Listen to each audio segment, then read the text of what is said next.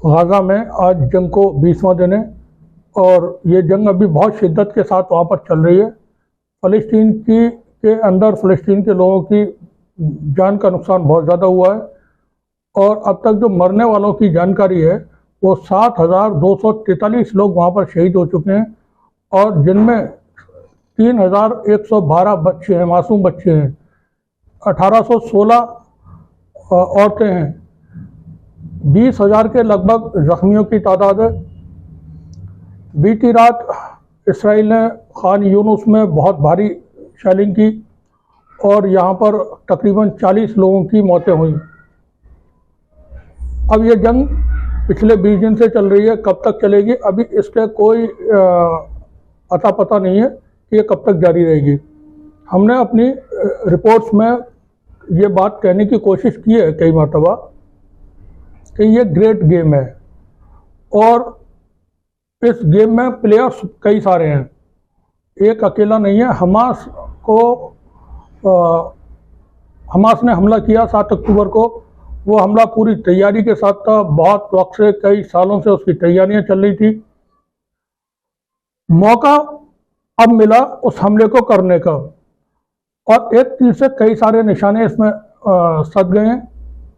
देखें, दुनिया में कुछ भी होता है बड़े लेवल पर, उसके होने की बहुत सारी वजहें होती हैं, कोई एक वजह नहीं होती।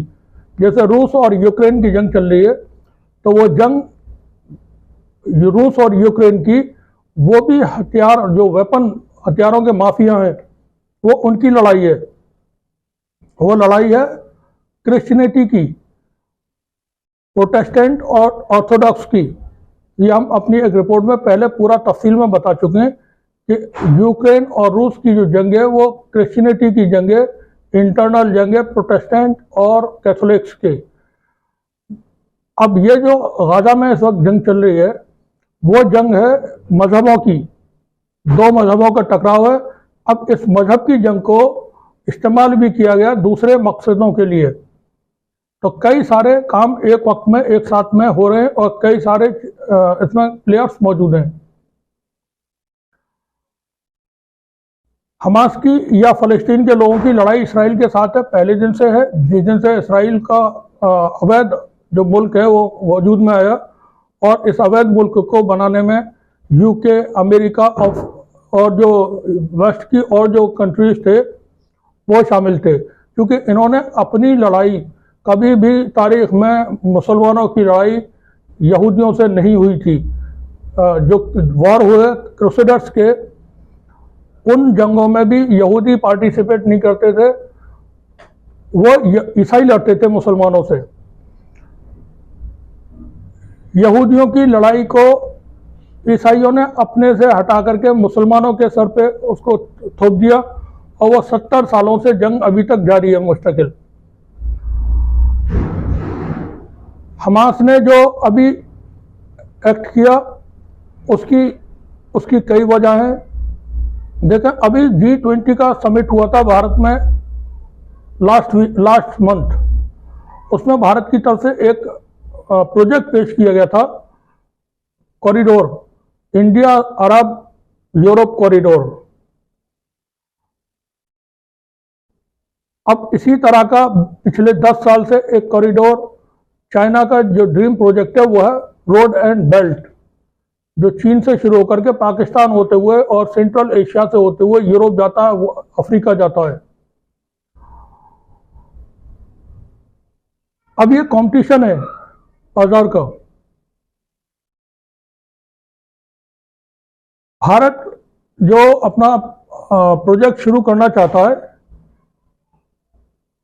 वो उसका टकराव है चीन के ड्रीम प्रोजेक्ट से, रोड एंड बेल्ट से। अगर भारत की ये योजना कामयाब होती है तो चीन को उससे नुकसान है। भारत ने जो प्रोजेक्ट अपना ये बनाया उसमें जो उम्मीद की जाती है वो अमेरिकी और यूके का प्रोजेक्ट है, जिसको भारत से इम्प्लीमेंट कराने के लिए या भारत के जरिए उसको पूरा करने की अभी ऐलान हुआ था G20 समिट में। जो बाइडेन यहाँ आए हुए थे, यूके के प्रधानमंत्री आए हुए थे, फ्रांस के प्रेसिडेंट भी आए हुए थे, टर्की के राष्ट्रपति तैयब अर्दगान भी उस वक्त आए हुए थे।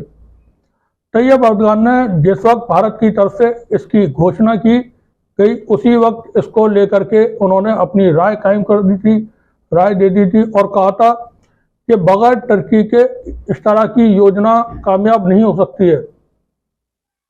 अब हम बात कर रहे हैं प्लेयर्स की। आप यहां से थोड़ा सा जो बात हो रही है उसको गौर कीजिएगा। चीन का रोड एंड बेल्ट, टर्की को भारत के प्रोजेक्ट में शामिल नहीं किया गया था। वो भारत से शुरू करके अरब पहुंचता है, अरब से इसराइल पहुंचता है, इसराइल से जॉर्डन होते हुए या इजिप्ट होते हुए वो यूरोप में दाखिल होता है। जो भारत का प्रोजेक्ट है, कॉरिडोर है, उसमें टर्की शामिल नहीं है। सेंट्रल एशिया का टर्की सबसे ताकतवर मुल्क है। जितने मुस्लिम देश हैं उसमें टर्की का एक जो पोजीशन है वो बहुत स्ट्रांग है। वो यूरोप की सरहद पर है, अरब में भी है, यूरोप में भी है। जैसे रशिया यूरोप में भी है, एशिया में भी है। टर्की नेटो का गठबंधन का सदस्य है। यूक्रेन के साथ रशिया की जंग चल रही है। टर्की के ताल्लुकात रूस के साथ बहुत अच्छे हैं और टर्की यूक्रेन को हथियार बेच रहा है। टर्की के जो प्रेसिडेंट हैं उनकी दोस्ती बहुत अच्छी है पुतिन के साथ, ताल्लुकात बहुत अच्छे हैं चाइना के प्रेसिडेंट के साथ, शी के साथ। Mohammed bin Salman, crown prince Saudi Arabia, उनसे बीच में करीब 2 साल पहले, जब तक यह कोरोना शुरू नहीं हुआ था या बाइडेन की हुकूमत नहीं आई थी अमेरिका में, उस वक्त तक कुछ मामला डिस्टर्ब थे, लेकिन बाद में वो फिर सेटल्ड हुए। ईरान के साथ तुर्की के ताल्लुकात बहुत बेहतर हैं। सीरिया के साथ, असद के साथ उनके कुछ थे मामला, वो अब सॉल्व हो चुके हैं रूस की वजह से, चीन की वजह से, ईरान की वजह से। अमेरिका की तरफ से यह कोशिश थी कि चीन को किसी तरह से घेरा जाए। यहां चीन ने उल्टे घेर दिया सबको। जो दाव चला है चीन ने, वो इस तरह का दाव है कि अब बाकी सब उलझ गए हैं। कोशिश ये थी कि हम चाइना को घेरें। इसीलिए पाकिस्तान से इमरान खान की सरकार को बेदखल किया गया और वहां पर एक अमेरिकी सरकार, एक तरह से अमेरिकी सरकार वहां बनाई गई। इमरान खान पाकिस्तान में जेलों में पड़ा हुआ है और जितने भी करप्ट लोग थे पाकिस्तान की हुकूमत में सेलिब्रेशन कर रहे हैं इस वक्त। भारत और पाकिस्तान के दरमियान तनाव रहता है जब से पाकिस्तान वजूद में आया है। इस वक्त पाकिस्तान और भारत के रिश्ते बहुत अच्छे हैं। नवाज शरीफ की वापसी हो चुकी है। यह सब कुछ नवाज शरीफ की वापसी और यह सब कुछ जो हुआ वो अमेरिका की वजह से हुआ है, यूके की वजह से हुआ है। तो भारत और पाकिस्तान को साथ में लेकर के अमेरिका की कोशिश थी कि हम चीन को किसी तरह से घेर लें। ग्वादर में जो उनका प्रोजेक्ट चल रहा है उसको स्लो किया जाए, रोड एंड बेल्ट को डिस्टर्ब किया जाए। तो एक नया प्रोजेक्ट ये भारत, अरब और यूरोप का कॉरिडोर शुरू करने का ऐलान हुआ था। यहाँ पर चीन ने जो फिर काम किया है वो उसने सारी इक्वेशन दुनिया की इस वक्त बदल के रख दी है। तैयब अर्दगान ने अपने मुल्क की पार्लियामेंट के अंदर बयान दिया और उन्होंने कहा कि Hamas is not a terrorist group. Hamas एक आतंकवादी संगठन नहीं है। वो अपने मुल्क की लिबरेशन के लिए, अपने मुल्क की आज़ादी के लिए जंग लड़ रहा है। और हमास के जो लीडर हैं इस्माइल हनिया, उन्होंने तैयब अर्दगान से बात की है। तैयब अर्दगान ने उनसे बात की है।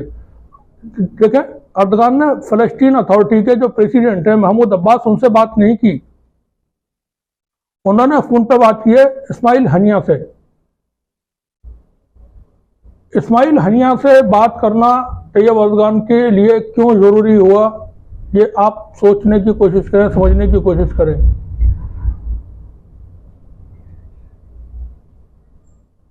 इसराइल के साथ बहुत अच्छे रिलेशन है टर्की के, लेकिन टर्की खुद को वर्ल्ड लेवल पर मुसलमानों का एक लीडर, क्योंकि वो 800 साल तक 3 कॉन्टिनेंट में टर्की की जो हुकूमत है वो रही है। वहाँ पर यूरोप, अफ्रीका, एशिया के मुल्कों में टर्की की हुकूमत रही है। भारत में जो सुल्तान जिन बादशाहों के नाम के सामने लगते थे वो सनद लेकर के आया करते थे ओटोमन एम्पायर से, सुल्तान की, तो वो उनके यहाँ पर रिप्रेजेंटेटिव होते थे।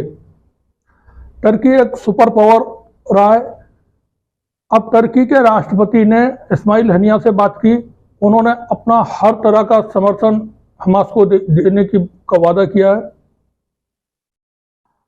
अमेरिका ने इस दौरान अपने जो नेवल शिप हैं वो पर्शियन गल्फ में तैनात कर दिए हैं, और अरब के मुल्कों में जहां उनके बेस हैं वहां पर उन्होंने अपने एयर डिफेंस सिस्टम भी नए ला करके 16-17 वो इंस्टॉल कर दिए हैं। इराक में, सीरिया में अमेरिका के जो मिलिट्री बेस हैं उन पर पिछले 4-5 दिन के अंदर बहुत बड़े हमले हो रहे हैं, और बीती रात भी सीरिया के अंदर अमेरिका के बेस पर हमला हुआ और वहाँ काफ़ी नुकसान हुआ है। बताया जाता है तकरीबन 7 अमेरिकी या तो मारे गए या फिर वो जख्मी हुए हैं। इसी तरह से इराक के अंदर भी हमले हो रहे हैं। इसमें जो जंग है, रूस भी खामोश नहीं है। रूस की तरफ से बिल्कुल खुल करके बात हो रही है, और प्रेसिडेंट पुतिन इसमें ज़रा भी कोई किसी तरह का चुप नहीं करना चाहते हैं, क्योंकि चीन और रूस साथ हैं, ईरान साथ है, सऊदी अरब साथ है। इस बार इक्वेशन थोड़ी सी स्ट्रॉन्ग है चाइना ग्रुप की या रशिया ग्रुप की। कतर ने इसमें बहुत आगे बढ़ के काम किया है। तो हम ये बताने की कोशिश कर रहे हैं कि अमेरिका और यूरोप के मुल्क अगर इस जंग को आगे बढ़ाते हैं, इसराइल पर दाव लगाते हैं, वैसे अमेरिका की तरफ से हिदायत दी जा रही है नेतन्याहू को कि गाजा में ज़मीनी लड़ाई में नहीं जाना है तुमको। अगर ज़मीनी लड़ाई में जाओगे तो आप उलझ जाओगे, और वहाँ की जो टनल्स हैं उनको आप फतेह नहीं कर पाओगे किसी भी तरीके से। ये भी बता दें, आपको शायद जानकारी होगी कि जो गाजा पट्टी है वो 41 किलोमीटर लंबी है और 10 किलोमीटर चौड़ी है। इतने हिस्से में तकरीबन 22 लाख लोग आबाद हैं। गाजा पट्टी और गाजा सिटी से लोगों को इसराइल ने जाने के लिए बोला कि आप साउथ गाजा में चले जाएं, खान यूनुस की तरफ। वहां से काफ़ी लोग उधर चले गए। अब बीती रात भी खान यूनुस पर इसराइल ने बहुत भारी बमबारी की है, जहां तकरीबन 40 लोगों की शहादत हुई है। इसराइल की सेना गाजा में दाखिल होने की एक बार कोशिश कर चुकी है, उसके बाद से उनके हाथ पर खुल गए, वो अंदर जाने को तैयार नहीं है। इसराइल की सेना ने साफ, वहाँ के बड़े कमांडर्स ने साफ मैसेज दे दिया नेतन्याहू को कि हम ये जंग लड़ने को तैयार नहीं है और बहुत कैजुअल्टीज होंगे। अमेरिका के जो बड़े एक्सपर्ट्स हैं उन्होंने बता दिया नेतन्याहू को कि आप इधर न जाएं, बस प्रेशर बनाए रखें। तो अब अमेरिका ने जो डिप्लॉय किए हैं अपने नेवल शिप वगैरह पर्शियन गल्फ में ईरान के करीब, तो वह ईरान को धौंसाने की कोशिश है कि डायरेक्टली ईरान इस जंग में शामिल ना हो। और अगर इसराइल के ऊपर हमले होते हैं या इसराइल आगे बढ़ के और कार्रवाइयाँ करता है तो हिजबुल्लाह की तरफ से कार्रवाइयाँ हो रही हैं और वो होती रहेंगी और ज़्यादा होंगी, क्योंकि हिजबुल्लाह एक फ़ौज है पूरी, उनके पास जो हथियार होने चाहिए वो सब मौजूद हैं, तो वो बड़ी कार्रवाई कर सकते हैं। वो हमास की तरह नहीं है कोई संगठन, और जितनी कैपेबिलिटी हमास की है उससे कई गुना ज़्यादा हिजबुल्लाह की है। तो ये जंग जो है बहुत बिखरी हुई है, और बिखर इसलिए गई है कि इसमें बड़े पार्टनर्स शामिल हैं। ईरान को से अमेरिका लड़ने की कोशिश नहीं करेगा, ये हम बता दें आपको। वो प्रेशर डालने की कोशिश करेगा कि ईरान इसमें इन्वॉल्व ना हो, वो हथियार न दे हिजबुल्लाह को या हमास को, और सीरिया में वो अपनी सेना को तैनात न कर सके, सीरिया में अपने हथियार न भेज सके। इस बात की कोशिश रहेगी। इस बात की निगरानी के लिए पर्शियन गल्फ में अमेरिका ने अपनी तैनाती बढ़ाई है। लेकिन ईरान से जंग नहीं लड़ेगा अमेरिका, क्योंकि ईरान के पास जो ताकत है उसने अपना डिमॉन्स्ट्रेशन नहीं किया है उसका, जो सही कुव्वत उसके पास है। अब अगर ईरान से जंग लड़ता है अमेरिका, तो फिर वो जंग तो वर्ल्ड वॉर क्या, बिल्कुल विनाश की जंग होगी। वो थर्ड वर्ल्ड वॉर भी नहीं होगी, वो उससे भी ज्यादा आगे की जंग होगी। यूक्रेन के जैसी जंग नहीं होगी। ईरान एक बड़ी ताकत है, और ईरान के साथ में फिर अरब के देश इस बार खामोश नहीं रहेंगे। इसराइल को अमेरिका सपोर्ट कर रहा है, पूरी तरह खुल कर सपोर्ट कर रहा है। यहाँ तक कि जो बाइडेन ने कह दिया कि जो वीडियो फलस्तीन की तरफ से आ रहे हैं, कैजुअलिटीज के, बच्चों के मारे जाने के, औरतों के मारे जाने के, या इसराइल के हमलों के, वो सही नहीं है। और जो कैजुअलिटीज हो रही हैं वो सही नहीं है, वो गलत आंकड़े हैं।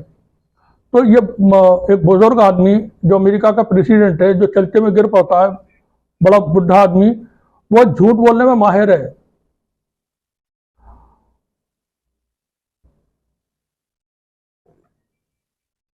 इसराइल को लेकर के जो एक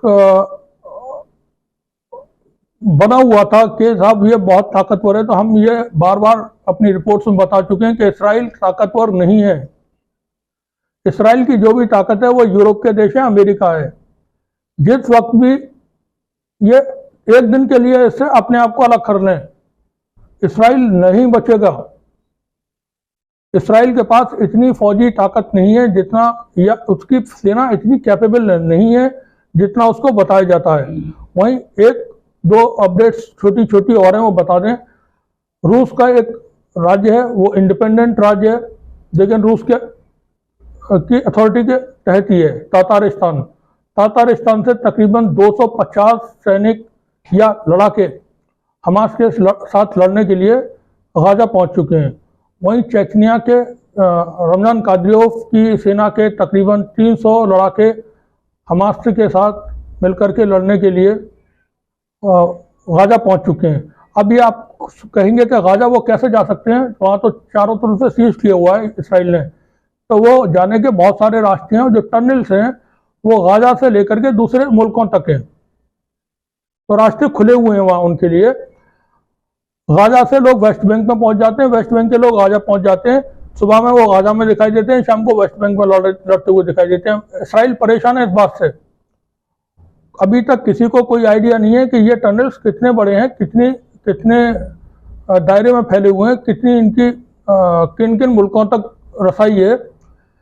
तो इसराइल को लेकर के जो एक माहौल बना रहता था, बना हुआ है कि बहुत ताकतवर है, उसकी सेना ऐसी है, उसके पास इंटेलिजेंस ऐसी है, तो वो एक थिएटर कायम बना दिया जाता है अपने आप को बड़ा दिखाने के लिए। जैसे बाबा लोग होते हैं तो अपने चमचे रख लेते हैं और वो बताते हैं कि बाबा तो बड़े ज्ञानी है, बाबा को बड़े चमत्कार दिखाने वाले हैं, जबकि बाबा को आता वाता कुछ नहीं है। इसी तरह का इसका थिएटर कायम किया गया था। अमेरिका इस जंग में थोड़ा सा बच के खेलना चाहता है, लेकिन वो ये भी दिखाना चाहता है कि हम कमज़ोर नहीं है। इसीलिए वो सब बयान भी आ रहे हैं उनकी, और वो इसराइल को भी कह रहे हैं कि हम पूरी मदद करेंगे, लेकिन इसराइल को ये भी समझा रहे हैं कि आप लंबी जंग में मत जाइए और उलझन पैदा मत करिए। कल को तुमने ये रायता फैला लिया, ये जंग बढ़ा दी, तो हमारे लिए मुश्किलें खड़ी हो जाएंगी। अगले साल 2024 में इलेक्शन है अमेरिका में। डोनाल्ड ट्रंप सीधे वहां पर चैलेंज कर रहा है। डोनाल्ड ट्रंप कहा है कि ये जंग बिल्कुल भी नहीं होती, रूस के साथ भी यूक्रेन की जंग नहीं होती, इसराइल के साथ हमास का ये जो टकराव है नहीं होता। अगर मैं होता सत्ता में और हमास को हम ख़त्म कर चुके होते अब तक, तो कुल मिलाकर के वहाँ भी अपनी पॉलिटिक्स है। ये आज की अपडेट्स थी, जानकारियाँ थी। इसमें फिर से बता दें एक बार, चीन, रूस, टर्की, ईरान, नॉर्थ कोरिया एक पेज पर है। सऊदी अरब, ईरान, कतर, यूएई, ओमान सब एक पेज पर है। कुल मिलाकर के पूरा अरब, पूरा मिडिल ईस्ट और रशिया, चाइना और नॉर्थ कोरिया एक पेज पर है। ये बहुत भयानक जंग होगी अगर जंग आगे बढ़ती है। ये थर्ड वर्ल्ड वॉर नहीं होगी, ये उससे ज़्यादा होगी। बने रहिए हमारे साथ, देखते रहिए चीजंग न्यूज़। आप सभी का बहुत बहुत शुक्रिया।